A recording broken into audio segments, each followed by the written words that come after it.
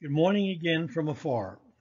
Advances in total hip and knee replacement technologies have heretofore been largely driven by corporate marketing hype, each seeming advancement accompanied by a cost increase often out in front of peer-reviewed reports documenting their efficacy or not.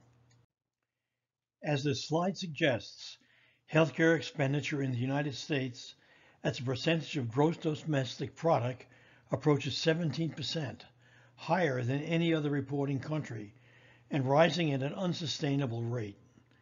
It is interesting by comparison that spending in the United Kingdom and other countries is markedly less. As a contemporary technology example, consider the growing use of ceramic femoral heads in primary total hip arthroplasty. The question to consider is, can an upcharge of $350 for a ceramic femoral head be justified? The answer to this question lies in an appreciation of whether the introduction of ceramic technology modifies the potential for readmission and revision arthroplasty in the intermediate to long term. According to data presented in the 2022 Australian National Joint Replacement Registry, the four leading causes of primary hip arthroplasty failure requiring revision are infection, dislocation, instability, fracture, and loosening, which constitute 87.5% of the reasons for revision. Appreciating these four failure modes individually, it is well established that decreasing the articular-bearing couple wear rates decreases the potential for osteolytic response, leading to loosening and potentiating fracture. This is dramatically appreciated where ceramic is employed, as derived from simulators. This graph depicts an almost 50-year timeline dating from the days of the Charnley low-friction arthroplasty to today's ceramic endpoint. Further, the utility of ceramics enables large heads to be employed to avoid the potential for dislocation, not different from a cobalt chrome equivalent, but again assisting the reduction of wear debris generation. Historically, alumina and subsequently zirconia ceramic hip components were introduced as low-friction arthroplasty bearing alternatives as far back as the 1970s, with their first clinical use attributed to Professors Bottine, Mittelmeier, and Sedell, and gained FDA approval in 1982. However, these ceramic couples were not without their challenges. The early drawbacks to their use have been attributed to poor implant design, acetabular component loosening, low-quality ceramic, resulting in debris generation and fracture, and significant alignment sensitivity, all of which dampened enthusiasm, ultimately leading to their abandonment in the United States. Their contemporary popularity lies in appreciation of evolutionary improvements that have been made both to the materials and their certification prior to in vivo use.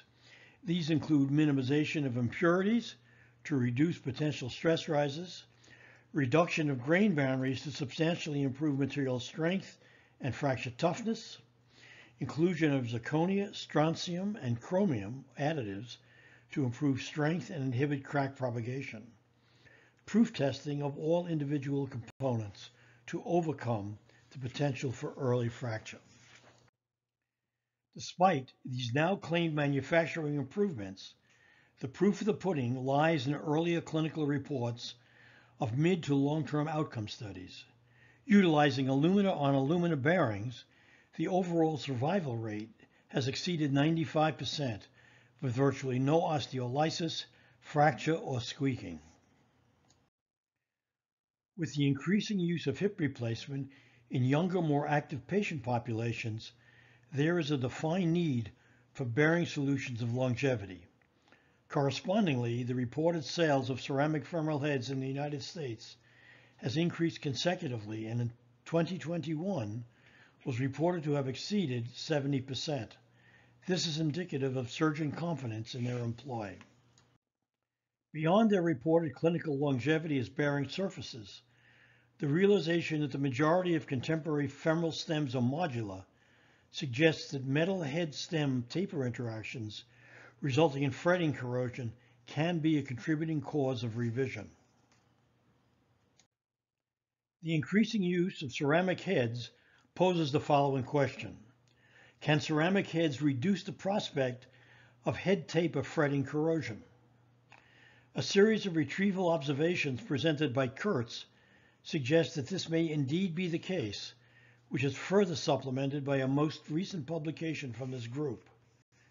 The use of ceramic femoral heads not only reduces the burden of polyethylene debris, but also cobalt and chromium, as well as their ions, all of which have been associated with adverse local tissue reactions, leading to revision total hip arthroplasty. Lastly, could bearing surface choice influence periprosthetic joint infection? A study on a total of more than 10,500 primary total hip arthroplasty procedures with a minimum of 2-year follow-up produced the following incidents of confirmed periprosthetic joint infection. These results suggest that the employ of a ceramic bearing surface may play a role in decreasing the potential for infection following primary total hip arthroplasty. After review of this available data for ceramic bearings, the potential for reduction of healthcare dollars spent through advancing technologies would clearly suggest that it is better to pay me now than to pay orders of magnitude later, if in fact a revision total hip arthroplasty can be avoided. At the end of the day, arguments have been advanced suggesting that the use of ceramic femoral heads contributes to the long-term durability of primary total hip arthroplasty procedures, reducing the need for revision.